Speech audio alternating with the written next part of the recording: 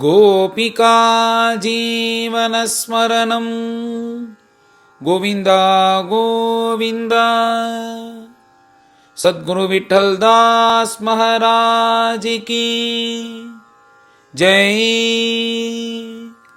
பரம பாகவதோத்தமனாக இருக்கக்கூடிய பரதன் தான் பகவதாராதனம் நிம்மதியாக பண்ணணுன்றதுக்காக தன் ராஜ்யத்தை தியாகம் பண்ணி, அந்த ராஜ்யமே தடங்கலாக இருக்கு அவருக்கு. இப்போ ராஜ்யத்தை தியாகம் பண்ணிவிட்டு இப்போ அந்த சக்கர நதி கரையில் அந்த புலகருடைய ஆசிரமத்தில் அங்கே வந்துட்டு நிம்மதியாக பகவத் தியானம் பண்ணிட்டு பகவான் ஆராதனை பண்ணி தான் எப்படி இருக்கணும்னு நினச்சாரோ அப்படி இருந்துட்டுருக்கார். என்ன எப்படி பண்ணுறாருனா, இந்த சரீரத்தை நம்மளுக்கு ரொம்ப அதுக்கு சௌக்கியத்தை கொடுத்தோன்னு வச்சுக்கோங்க, அதுக்கு அப்புறம் ராஜ்யத்திலே இருக்கலாமே அதுக்கு. அதனால் இந்த சரீரத்தை போட்டு வாட்டுவா யோகிகள்லாம். அப்போ தான் நம்மளுக்கு சரீரமானமும் இருக்காது, நம்மளால் சாதனைகள் பண்ண முடியுன்றதுனால.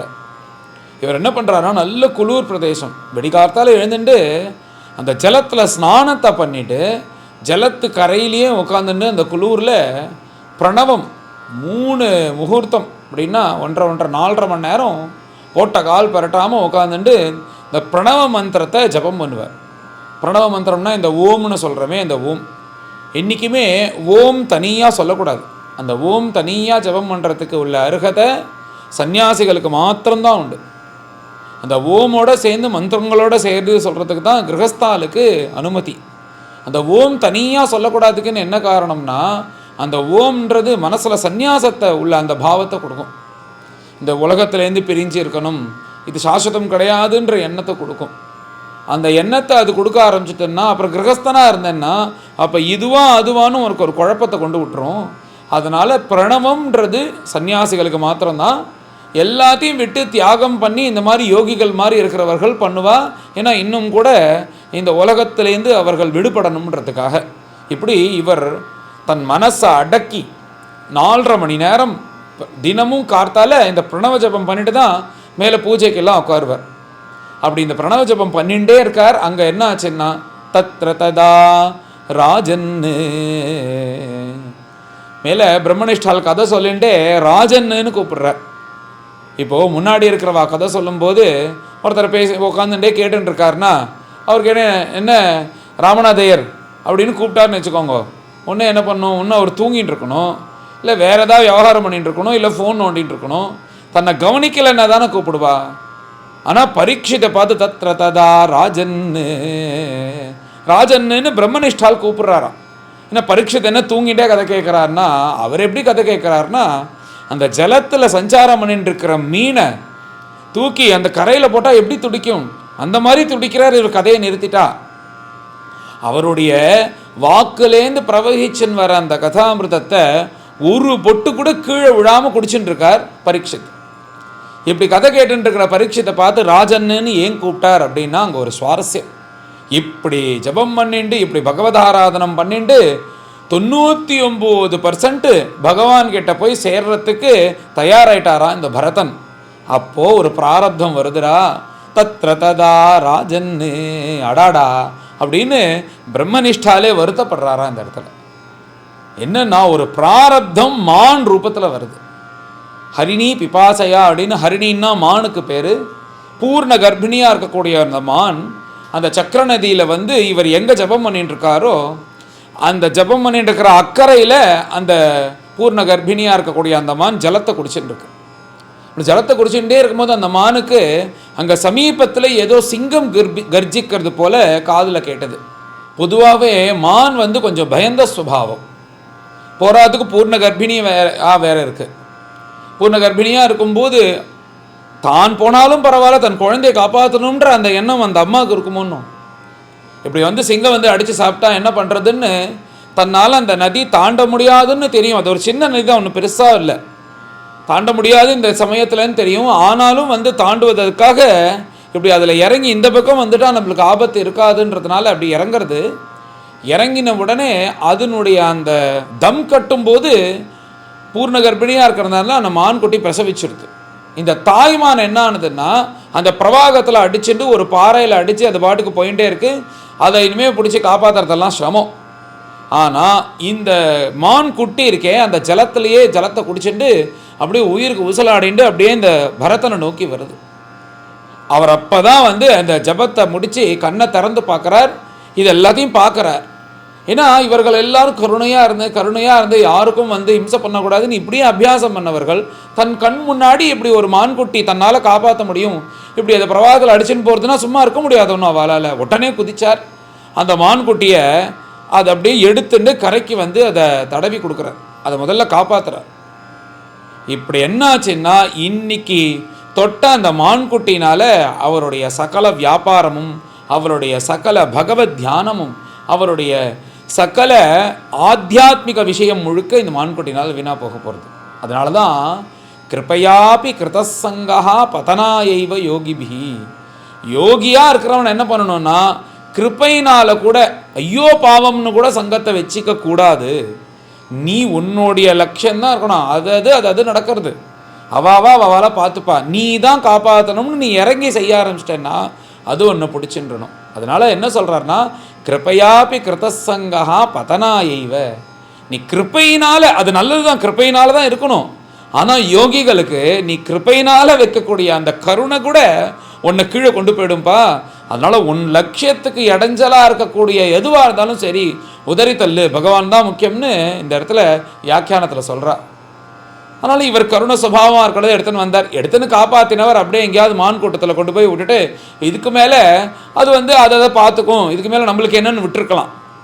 ஆனால் அவருடைய பிராரப்தமானது என்ன பண்ணதுன்னா அந்த மான்குட்டியை அழிச்சுன்னு போய் மேலே அந்த மான்குட்டியை போஷண பாலன பிரினலாலன்னு அது சின்னதாக இருக்கிறதுனால அதுக்கு எந்த தெம்பும் இருக்காதனால அதுக்கு வந்து அங்கேருந்து அங்கங்கே பக்கத்தில் இருக்கிற அந்த அங்கே இருக்கிற பசுமாடுகளுடைய பால்லாம் கறந்து அது கொண்டு வந்து கொடுத்து அதை அப்படியே கொஞ்சம் ஆஸ்வாசப்படுத்தி அந்த மான்குட்டியை போஷிக்கிற, பாலனை அதை ரட்சிக்கிற, பிரீனனை லாலனை அதை போட்டு மடியில் போட்டுன்னு கொஞ்சிறது, அதை இது பண்ணுறதுன்னு சொல்லிட்டு எப்படி இருக்காருன்னா இப்படி அந்த மான்குட்டின்னு சொல்லிட்டு அந்த மான்குட்டிக்கு போய் பால் கொண்டு கொடுக்கறது, இது கொண்டு கொடுக்குறதுன்னு அதை போஷிக்கிறது தான் தன்னுடைய வேலையாக வச்சுட்டார்.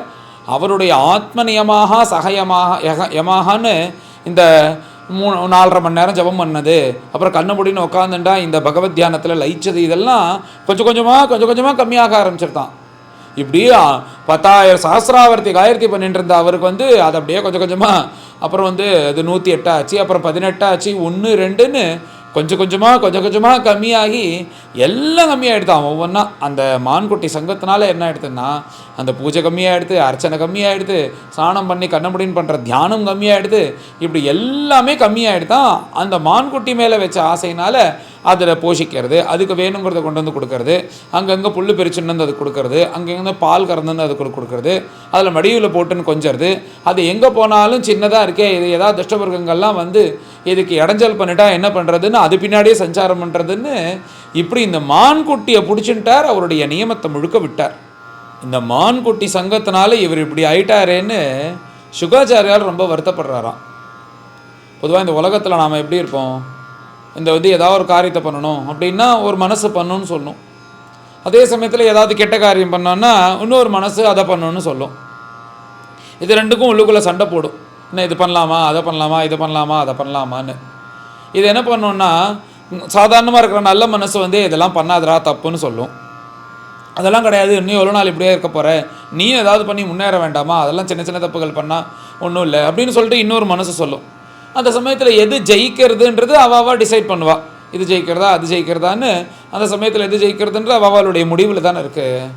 இங்கே என்ன பண்ணுறாருனா இவருடைய இன்னொரு மனசு சொல்கிறதான், இப்படி எல்லாத்தையும் விட்டுட்டு நீ வந்து இந்த மான்குட்டியே இவரை வச்சு நான் இருக்கியடா, எப்படி நீ தபஸ் பண்ணிட்டு இருந்த, எப்படி பகவத் தியானம் பண்ணிட்டு இருந்த, இப்போ அது எல்லாத்தையும் விட்டுட்டு இந்த மான் பின்னாடியே சுத்தறியே அப்படின்னு ஒரு நல்ல மனசை சொன்ன உடனே இன்னொரு மனசை சொல்கிறதான், அப்படிலாம் நினைக்கக்கூடாது, இந்த மான் என்னை நம்பி தானே இங்கே இருக்குது, என்னை நம்பி வந்திருக்கிறவாளை காப்பாற்றணும்னு பகவான் சொல்லியிருக்காருனோ, தன்னை நம்பி வந்தவாளை ஆசிரியிச்சவாளை, அதனால் இது என்னை நம்பி இங்கே வந்திருக்கிறதுனால இதை காப்பாற்ற வேண்டிய கடமை எனக்கு இருக்குது, அதனால் இதை காப்பாற்றி தான் ஆகணும்னு இந்த இன்னொரு மனசு இருக்கே, இந்த கெட்ட மனசு, அது சொல்லி இந்த ரெண்டுத்தையும் சமாதானம் படுத்தி இப்படி அவருக்கு அப்பப்போ நல்லது பண்ணி இந்த மாதிரி அதுலேருந்து வெளில வந்தும் தோணா கூட இந்த பிராரப்தமானது விடாதபடிக்கு இந்த மான்குட்டியே கட்டிண்டு இப்படியே சஞ்சாரம் பண்ணிட்டு இருக்கார் அந்த நதி தீரத்தில். இந்த பூர்வ வாசனை இருக்கிறதுனால அப்பப்போ என்ன பண்ணுவார்னா போய் ஜபம் பண்ணுறதுக்காக உட்காந்துப்பாரான். அப்படி ஜபம் பண்ணுறதுக்காக உட்காந்தாலும் இப்போ மானையும் சேர்ந்து தான் எல்லா இடத்துக்கும் அழிச்சுன்னு போகிறது. மான் இவரை ஜபம் பண்ண விடுமோ? அது வந்து அப்பப்போ வந்து இவருடைய விஷமம் பண்ணுறது அப்படின்ன உடனே அப்பப்போ அதை கண்ணை திறந்து பார்த்துப்பாரான், இருக்கா இங்கே இருக்கா இங்கே இருக்கான்னு. அது இப்படி இப்படி சஞ்சாரம் பண்ணிட்டு இருக்கோம். அவரை வந்து உரசும் இப்படி வரணும். அவனே அதை மதியில் போட்டுன்னு அதை கொஞ்சம் வந்து போதும் போ, இன்றைக்கி பண்ண ஜபம் போதும், நாளைக்கு பார்த்துக்கலாம் அப்படின்னு உத்தமே சக்கரே தேவின்னு சொல்லிட்டு எழுந்துட்டுருவார். இப்படி இருக்க எப்படி அப்பப்போ பூஜை பண்ணலாம், இதை பண்ணலாம், அதுக்குன்னு சில பதார்த்தங்கள், புஷ்பங்கள், அப்புறம் அங்கே இருக்கிற பூக்கள்லாம் பெருக்கிறதுக்காக போவார். அப்போ போகும்போது என்னென்னா, இந்த மான்குட்டியை இங்கே தனியாக விட்டுட்டா ஏதாவது துஷ்டமிருகங்கள் வந்து இதுக்கு ஏதாவது பண்ணிடுதுன்னா என்ன பண்ணுறது அப்படின்றதுக்காக இந்த மான்குட்டியை தன் தோல்லையே தூக்கின்னு போகிறாராம் எல்லா இடத்துக்கும். அப்படி தோல்லையே தூக்கின்னு போய் அந்த பழங்கள்லாம் பூக்கள்லாம் பெருக்கும் போது கீழே இறக்கி விட்டுருவாரணும். அது எப்படி எப்படி சஞ்சாரம் பண்ணிட்டு ஓரமாக ஒரு மரத்தடையில் போய் நிற்குமா. அப்படி அது பாட்டுக்கு நிற்கிறது. இவர் அதை பார்த்துட்டு சொல்கிறார், என்ன உனக்கு கீழே இறக்கி விட்டுட்டேன்னு உனக்கு கோவமா அப்படிலாம். ஒரு நம்மளுடைய குழந்தை இருந்தால் அந்த குழந்தை மேலே எவ்வளோ ஆசை வச்சு நாம் இருப்போமோ அத்தனையும் இந்த மான்குட்டி ரூபத்தில் அவருக்கு வந்து அந்த மான்குட்டிக்கு அடிமையாகி இப்படி எல்லாத்தையும் அந்த மான்குட்டிக்காக பண்ணுறார். நம்ம மாத்தில் ஏதாவது சத்காரியம் நடந்ததுன்னா பொதுவாக என்ன பண்ணுவாள், நம்ம மாற்று குழந்தையை கூப்பிட்டு குழந்தை மேலே அக்ஷதையை போட்டு 100 ஆயுசு நீ சந்தோஷமாக இருக்கணும் அப்படின்னு இப்படிலாம் ஆசீர்வாதம் பண்ணுவார். ஒன்றும் இவரும் இப்படி பூஜை எல்லாம் முடிச்சுட்டு என்ன பண்ணுறாருன்னா, அந்த பூஜை பண்ணின அந்த ஜலம் இதெல்லாத்தையும் வச்சுட்டு அந்த மான் மேலே புரோக்ஷனம் பண்ணி நீ 100 ஆயுசு சௌக்கியமாக இருக்கணும்னு மானை ஆசீர்வாதம் பண்ணுறாராம். மான் எங்கேயாவது 100 ஆயுசு வாழ போகிறதா, இல்லை இவர் தான் இருந்து பார்க்க போகிறாரா? அவருடைய ஆசையானது எவ்வளோ அதிகம் போயின்னு இருக்குன்னா அப்படி ஒன்று போயிடுத்து. அதுக்கு மேலே ஒரு அடிமையாகிட்டார் அந்த மான் மேலே. இப்படி தண்டே இருக்கும்போது அது மான் என்ன, அது கொஞ்சம் வளர்ந்து நன்னா கொஞ்சம் வளர ஆரம்பிச்சிடுது. அது வளர்ந்தால் மனுஷர்களும் இருக்குமோ, அது அதனுடைய இனத்தை தேடி தானே போகும். இப்போ என்ன பண்ணினதுன்னா, அது கொஞ்சம் கொஞ்சமாக இவரை விட்டு கிளம்ப ஆரம்பிக்கிற தீர்மானம் பண்ணுறது. அது ரொம்ப தூரம் போய் விளையாடிட்டு தன்னுடைய அந்த மான் கூட்டத்தோடு சேர்ந்து கிளம்பி போக ஆரம்பிச்சிடுது. இப்படி போகிறது அப்பப்போ வருது. ஒரு சமயம் பார்த்தா அது இங்கே வரவே வேணான்னா அது பாட்டுக்கு கிளம்பி இன்னொரு மான் கூட்டத்தோடு சேர்ந்துட்டு போயிடுது. ஆனால் இவருக்கு என்னென்னா, அந்த மானை நினச்சிட்டே எப்படி அது போயிடுதே, என்ன ஆகுது, இப்படி போன மானை காணமே, 1 நாள் ஆச்சு, 2 நாள் ஆச்சு, 3 நாள் ஆச்சு, இந்த மானை காணமே, என்னாச்சுன்னு தெரியலையே, அந்த மானை ஏதாவது மிருகங்கள் சாப்பிட்றதா, இல்லை ஏதாவது வேடம் நடித்து கொண்டு போயிட்டானா, அப்படி என்ன ஆகிடுது அந்த மானுக்கு. இந்த வனஸ்பதி தேவர்கள்லாம் இருக்காளே, அந்த வனதேவதைகள்லாம் அதில் காப்பாற்றட்டும், ராத்திரி வேளையில் இருட்டில் கண்ணு தெரியாது சந்திரன் அவனை காப்பாற்றட்டும், இந்த மற்ற தேவர்கள் எல்லோரும் அவரை காப்பாற்றட்டும், அந்த மான்குட்டிக்கு எது ஆகக்கூடாதுன்னு இவர் அந்த மான்குட்டியை நினச்சிண்டே இங்கே ஆசிரமத்தில் வருத்தப்பட்டுருக்கார். இவருக்கும் என்ன ஆயிடுதுன்னா, கடைசி காலமானது நெருங்க ஆரம்பிச்சிருது.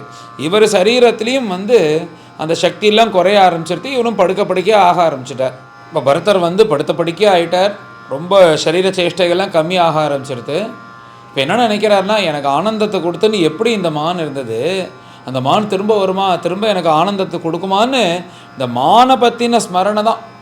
எப்படிலாம் நான் அந்த மானை கொஞ்சம் எப்படிலாம் அது என் கூட இருந்தது அப்படின்னு நினச்சி பார்த்துன்னு புலம்பி இப்படி அந்த மானை நினச்சிட்டு கதறாராம். என்னென்னா அவர் வந்து நன்னா தெம்பாக இருக்கும்போது இப்படி தியானம் பண்ணிட்டு இருக்கும்போது என்ன பண்ணுவார்னா, அவருடைய கண்ணு மூடின்னு உட்காந்துருப்பார். அந்த மானை கலப்பணுன்றதுக்கு தான். ஏதோ எப்பயோ ஜபம் பண்ணினோம் போனோம், இப்போ நாம் உட்காந்துன்னு ஒரு 10 காயத்ரியாவது பண்ணுவோமே அப்படின்னு சொல்லிட்டு கண்ணை முடின்னு உட்கார்றார். அது அந்த மான் வந்து கண்ணை முடின்னு உட்காந்தா சில சேஷ்டைகள் பண்ணுமா. அது என்ன பண்ணுன்னா வந்து இவர் ஜபம் பண்ணிட்டு இருக்கும்போது அப்படியே பின்வழியாக வந்து அப்போ தான் அதுக்கு கொம்பு லைட்டாக வளர்ந்துருக்கும்.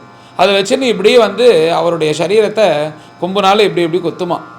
அப்படின்னு உடனே நான் ஜபம் பண்ணுறேன், இதை கலைக்கணும்னு உனக்கு எப்படி தெரியறது அப்படின்னு சொல்லிட்டு அதை தூக்கி மடியில் போட்டுட்டு இந்த குழந்தைய கொஞ்சம் இது போல் கொஞ்சம் வரான். அதெல்லாம் நினச்சி பார்த்துன்னு அழகாதான், இப்படிலாம் நான் உன்னை கொஞ்சிருக்கேனே, இப்படி நீ வர காணுமே, எங்கே போனேன்னு தெரியலையேன்னு வருத்தப்படுறார். அதுக்கு மேலே இப்படி பண்ணிகிட்டே இருக்கும்போது ஏதோ ஒரு நாளைக்கு நல்லா ஜபம் பண்ணணும், நல்லா தியானம் பண்ணணும்னு உட்காண்டிருப்பார். அப்படி உட்காரும்போது இந்த மாதிரி இம்சை பண்ணும்போது, ஏய் விஷமம் பண்ணாத, போய் தனியாக உட்காரு, இங்கே இருக்காத அப்படின்னு சொன்ன உடனே அதை மூஞ்சி தொங்க போட்டுன்னு ஓரமாக போய் உட்காந்துருமா. உடனே அவர் பாரு, என்ன பாரு இது எப்படி இருக்கு பாரு, ஒரு ரிஷிகுமாரன் போல ரிஷி தபஸ் பண்ணும்போது ஒரு குமாரன் வந்து இடைஞ்சல் பண்ணால் அவர் சொன்ன உடனே அது போய் ஓரமாக உட்காந்து போது போல் இந்த மான் போய் உட்கார்றதே அப்படின்னு சொல்லிட்டு சந்தோஷப்படுவாராம். அதெல்லாம் நினச்சி பார்க்குறாராம் ஒரு ரிஷிகுமாரன் போல் இருந்ததுன்னு.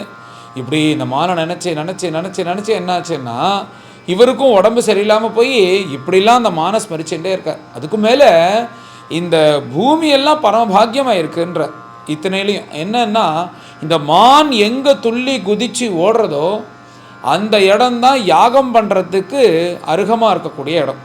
அதனால் ஒரு மான் துள்ளி குதித்து ஒரு இடத்துல ஓடினது ஒரு பூமின்னா அது வந்து நம்ம பரிசோதனமே பண்ண வேண்டாம், அதில் யாகம் பண்ணுறதுக்கு ஏற்பாடு பண்ணிடலாமா சாஸ்திர பிரகாரம். மான் துள்ளி குடிச்சு ஓதின அந்த ஓடின அந்த இடமானது பரம பவித்திரம்னு அர்த்தம்.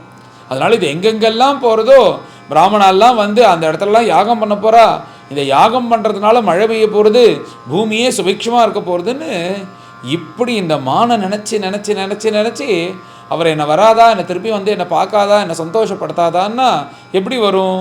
அது காரியத்தை போதுன்னு போயிடும். சக்தி இல்லாத பரியந்தம்தான் அது வந்து இவர்கிட்ட இருக்குது. தனக்கு தெம்பு வந்துடுத்தானே அது தன் கூட்டத்தோடு சேர்ந்து கிளம்பிடுது. ஆனால் இவர் என்னன்னா அவர் வந்து தன் மனைவியை விட்டார், எல்லாத்தையும் விட்டார், இந்த மான் கிட்ட மாட்டின்ட்டு இந்த மானையே நினச்சிண்டு கடைசி காலம் அந்த மானை நினச்சிண்டு ஜீவனை விட்டுட்டார். இப்போ பரதன் காலமாயிட்டார். இந்த பரதன் மான்குட்டியை நினச்சிண்டே ஜீவனை விட்டார் அப்படின்ன உடனே சுகாச்சாரியால் வருத்தப்பட்டு மேலே சில கத்தியங்கள் சொல்கிறார். சுகாச்சாரியார் என்ன சொல்கிறாருன்னா, மான்குட்டி வந்தது இப்படி பகவத் பிராப்திக்காக போயின்னு இருக்கிற பரதன் 99 படி வழியும் போயிட்டான், இன்னும் ஒரு படி ஏறினா பகவானை பார்த்துடலாம், ஆனால் இந்த மான்குட்டினால் வீணாக போயிட்டான்னு சொல்கிறதுக்கு சுகாச்சாரியாளுக்கு மனசு வரலையாம். ஏன்னா எப்பேற்பட்ட விஷயத்தெல்லாம் அவர் தாண்டின்னு வந்திருக்கார்.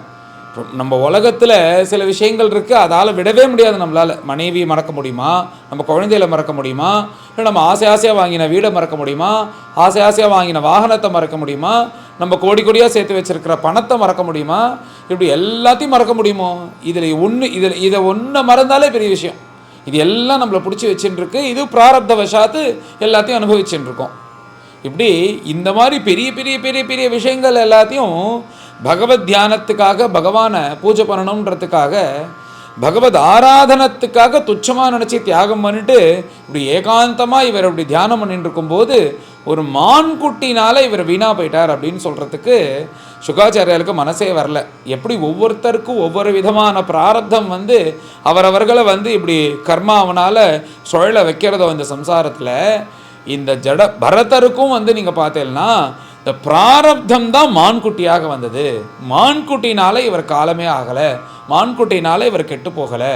இவருக்கு என்னாச்சுன்னா இந்த பிராரப்தமானது ரொம்ப பலியஸானதுனால அது மகாபலம் கொண்டு அது என்ன பண்ணதுன்னா அந்த பிராரப்தம் தான் வந்து மான்குட்டி ரூபத்தில் இவர்கிட்ட வந்து சேர்ந்தது அப்படின்னு சுகாச்சாரியால் சொல்கிறார். அவருக்கு வருத்தமாக இருக்கான் சொல்லும்போது, எப்படி இருந்த பரதன் இப்படி ஆயிட்டார் அப்படின்னு வருத்தப்பட்டு, இவர் மான்குட்டினால் வீணாக போயிட்டார்னு சொல்கிறதுக்கு மனசு வராதபடிக்கு இவருக்கு காரணம் என்னென்னா மான்குட்டி ஆகிற பிராரப்தத்தினால இவர் வீணாக போயிட்டார் அப்படின்னு சொல்லிட்டு இந்த சரீரத்தை விட்டார்.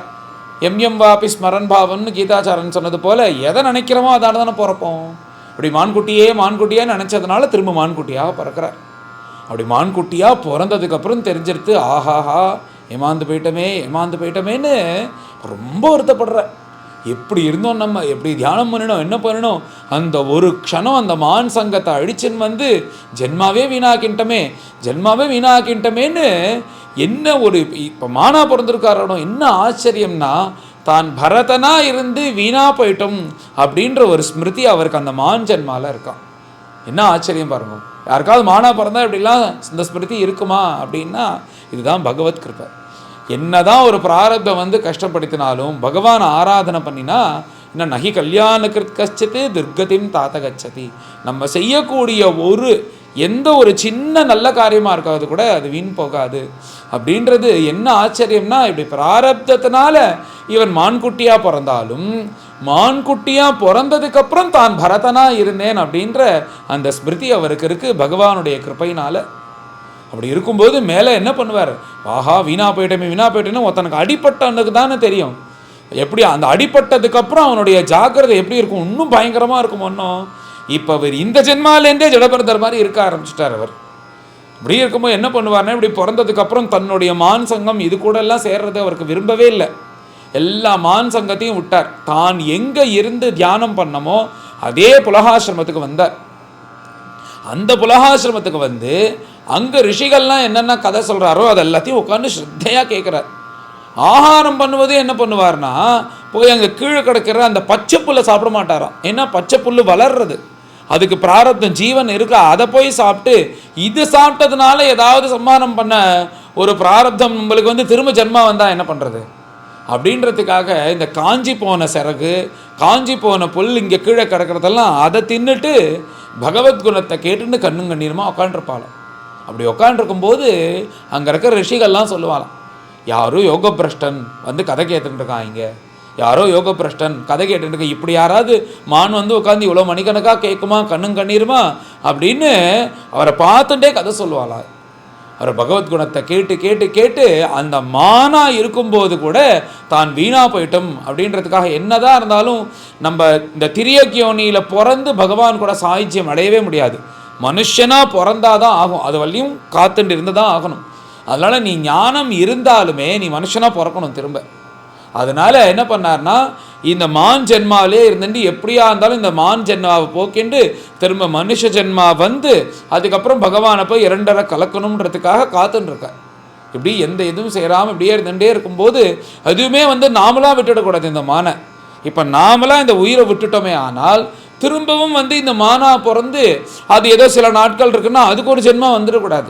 எல்லா கர்மாவும் இனிமேல் இந்த ஜென்மாவில் கழிச்சிடணும் அப்படின்றதுக்காக என்ன பண்ணார்னா, தனக்கும் எந்த சங்கல்பம் இருக்கக்கூடாதுன்னு இந்த ஜென்மாலேயே ஆரம்பித்து அப்படி வாழ்ந்துட்டு வந்து அந்த மானுக்கும் இவ்வளோ நாள் தான் இருக்கணுன்ற ஒரு பிராரப்த வசம் இருக்கும்ல. அப்போ என்ன பண்ணார்னா, இது கடைசி காலம், இது நம்ம உயிரை விடணுன்றது தெரியும்ல, தெரிஞ்ச உடனே அதே நதிக்கு வந்து அப்படியே என்ன பண்ணார்னா, ஹரே நமஹா ஹரே நமஹான்னு 3 தடவை சொல்லி அந்த ஜலத்தில் இறங்கிட்டார். அந்த ஜலத்தில் இறங்கினோடனே அவர் சரீரமானது, அவர் ஆத்மாவானது அந்த மான் கிட்டேந்து பிரிஞ்சு மேலே ஜடபரதராக பிறக்க போகிறது. அந்த ஜடபரதருடைய கதை அவைகள்லாம் மேலே அடுத்த அத்தியாயத்தில் பார்ப்போம். இப்படி மானா பிறந்து அந்த சரீரத்தை விட்டார் அப்படின்றதோட இந்த அத்தியாயமானது பூர்த்தியாகுது. மேலே எல்லோரும் கடந்து பாராயணம். அசாஷ்டமோऽध्यायः ஸ்ரீசுக உவாச ஏகதாது மகாநத்யாம் கிருதாபிஷேக நையமிகாவஸ்யகः பிரம்மாக்ஷரம் அபிக்ருணானः முஹூர்த்தத்ரயம் உதகாந்தே உபவிவேஷ தத்ர ததா ராஜன் ஹரிணீ பிபாசயா ஜலாசயாப்யாசம் ஏகைவோபஜகாம தயாபி பீயமானே உதகே தாவதேவா விதூரேண நததः மிருகபதேஹ உன்னாதः லோகபயங்கர உதபதத் தமுபஸ்ருத்ய சா மிருகவதூः பிரகிருதிவிக்லவா சகிதநிரீக்ஷணா சுதராமபி ஹரிபய அபினிவேஷௌ வியக்ரஹ்ருதயா பாரிப்ளவத்ருஷ்டிः அகதத்ருஷா பயாத் சஹசைவோச்சக்ராம தஸ்யா உத்பதந்த்யா அந்தர்வத்ன்யா உருபயாவகலிதः யோனி நிர்கதः கர்ப்பः ஸ்ரோதசி நிபபாதா தத் பிரசவோத்சர்ப்பண பயகேதாதுரா ஸ்வகணேன வியுஜ்யமானா கஸ்யாஞ்சித்தர்யாம் கிருஷ்ணசாரசதி நிபபாதாத ச மமாரா தம் த்வேண குணகம் கிருபணம் ஸ்னோதசானூஹ்யமானம் அபிவீக்ஷ்யாபவித்தம் பந்துரிவ அனுகம்பயா ராஜர்ஷிः பரத ஆதாய மிருதமாதரமிதி ஆஸ்ரமபதம் அனயத் தஸ்ய ஹவாயேன குணகः உச்சைः ஏதஸ்மின் கிருதநிஜாபிமானஸ்ய அஹரஹः தத்போஷணபாலன லாலன ப்ரீணன அனுத்யானேன ஆத்மநியமாः சஹயமாः पुरुषपरिचर्यादयः एकैकशः कतिपयेन अहर्गणेन वियुज्यमानाः किल सर्व एव उदवसन् अहोबतायं हरिणकुणकः कृपणः ईश्वररथचरण परिभ्रमणरयेन स्वगनसुहृद्बन्धुभ्यः परिवर्जितः शरणं च मोपसादितः मामेव मातापितरौ भ्रातृज्ञातीन् यौथिकांश्चैवोपेयाय नान्यं कञ्चन वेद मय्यति विस्रब्धश्चात एव मया मत्परायणस्य पोषणपालन प्रीणनलालनम् अनसूयुना अनुष्ठेयं शरण्योपेक्षा दोषविदुषा नूनं ह्यार्याः साधवः उपशमशीलाः कृपणसुहृदः एवं विधार्थे स्वार्थानपि गुरुतरानुपेक्षन्ते इति कृतानुषङ्ग आसनशयन अटनस्थानाशनादिषु सह मृगजहुना स्नेहानुबद्धहृदय आसीत् कुशकुसुम समित्पलाश फलमूलोदकानि आहरिष्यमाणः वृकसालावृकादिभ्यः भयमाशंसमानः यदा सह हरिणकुणकेन वनं समाविशति पथिषु च मुग्धभावेन तत्र तत्र विषक्तमति प्रणयभरहृदयः कार्पण्यात् स्कन्धेन उद्वहति एवमुत्सङ्ग उरसि चाधायोपलालयन् मुदं परमाम् अवाप क्रियायां निर्वर्त्यमानायाम् अन्तरालेऽपि उत्थायोत्थाय यदैनमभिचक्षीत तर्हि वावसवर्षपतिः प्रकृतिस्थेन मनसा तस्मा आशिष आशास्ते स्वस्तिस्तात् वत्सते सर्वत इति अन्यदा भृशम् उद्विग्नमनाः नष्टद्रविण इव कृपणः सकरुणम् अतितर्षेण हरिणकुणकविरह विह्वलहृदयसन्तापः तमेवानुशोचन् किल कश्मलं महदभिरम्भित इति होवाच अपि बत स वै कृपणः येण बालकः मृतहरिणीसुतः अहो ममानार्यस्य शठकिरातमतेः अकृतसुकृतस्य कृतविश्रम्भ आत्मप्रत्ययेन तदविगणयन् सुजन इव आगमिष्यति अपि क्षेमेनास्मिन् आश्रमोपवने सष्पानि चरन्तं देवगुप्तं द्रक्ष्यामि अपि च नवृकः सालावृकः अन्यतमो वा नैकचर एकचरो वा भक्षयति निम्लोचतिह भगवान् सकलजगत्क्षेमोदयः त्रय्या आत्माद्यापि मम न मृगवधून्यास आगच्छति अपि स्वित् अकृतसुकृतमागत्य मां सुखयिष्यति हरिणराजकुमारः विविधरुचिर दर्शनीय निजमृगदारकविनोदैः असन्तोषं स्वानाम् अपनुदन्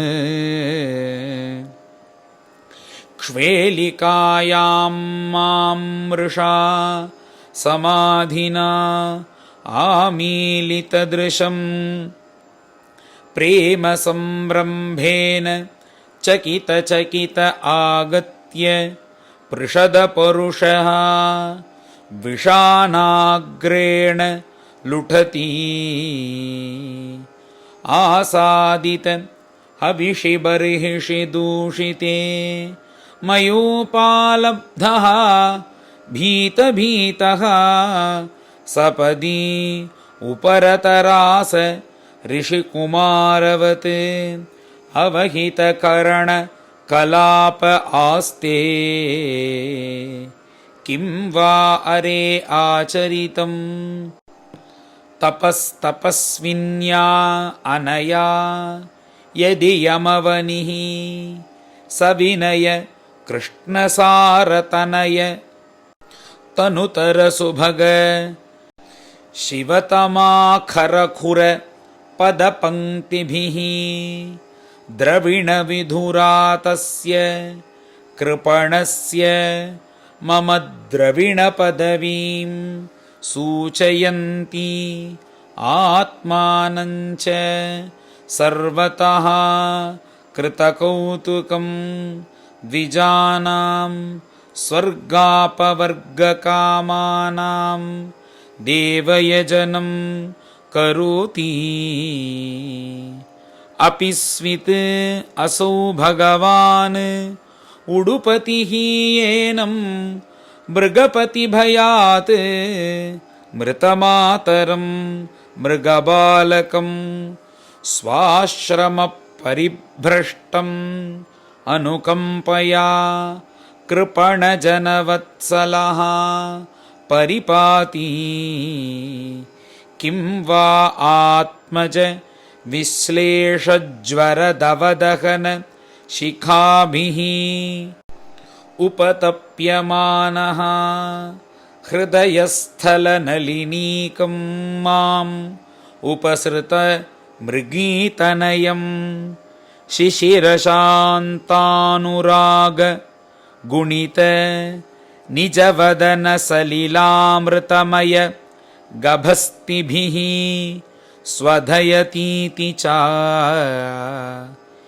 एवम् अघटमानमनोरथाकुल हृदयः मृगदारकाभासेन स्वारब्धकर्मणा योगारम्भणतः विभ्रंशितः स योगतापसः भगवदाराधन लक्षणाच्च कथमितरथा जात्यन्तर येण कुणकः आसङ्गः साक्षान्निःश्रेयस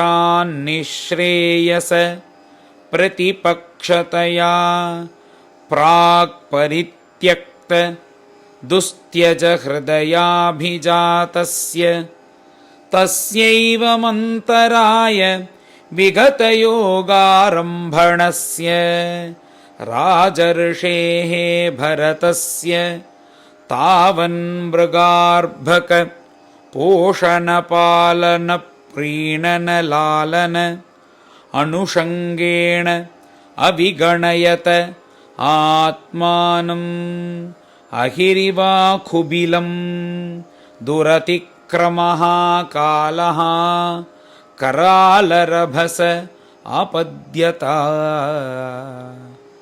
तदानीमपि पार्श्ववर्तिनम् आत्मजम् इव अनुशोचन्तम् अभिवीक्षमानः मृग एव अभिनिवेशितमनाः विसृज्य लोकमिमं सह मृगेण कलेवरं मृतमनुन मृतजन्मानुस्मृतिः इतरवत् मृगशरीरम् अवापा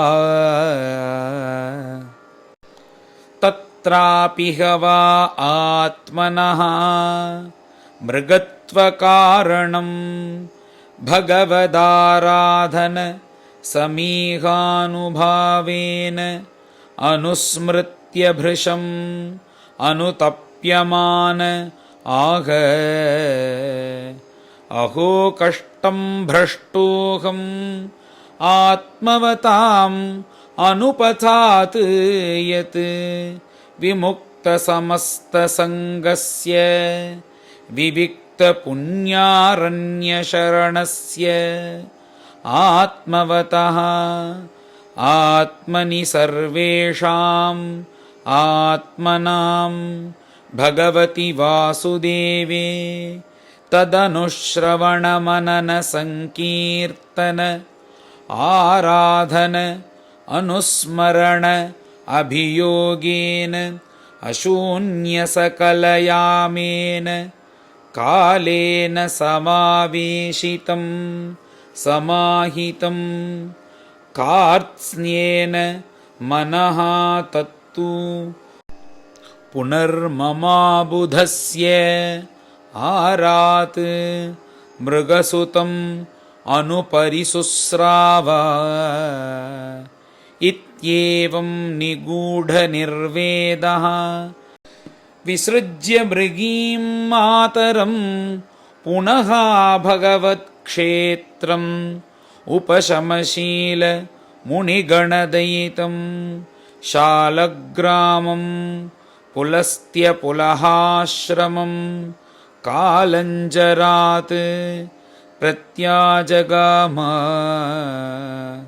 तस्मिन्नपि कालं प्रतीक्षमाणः संगाच्च भृशम् उद्विग्न आत्मसहचरः शुष्कपर्णतृणवीरुधा वर्तमानः मृगत्वनिमित्तावसानमेव गणयन् मृगशरीरं तीर्थोदकक्लिन्नम् उत्ससर्जा श्रीहरये नमः। इति श्रीमद्भागवते महापुराणे पारमहंस्यां संहितायां पञ्चमस्कन्धे भरतचरिते अष्टमोऽध्यायः। गोपिका जीवनस्मरणं गोविन्द गोविन्द। सद्गुरु विठ्ठल दास महाराज की जय।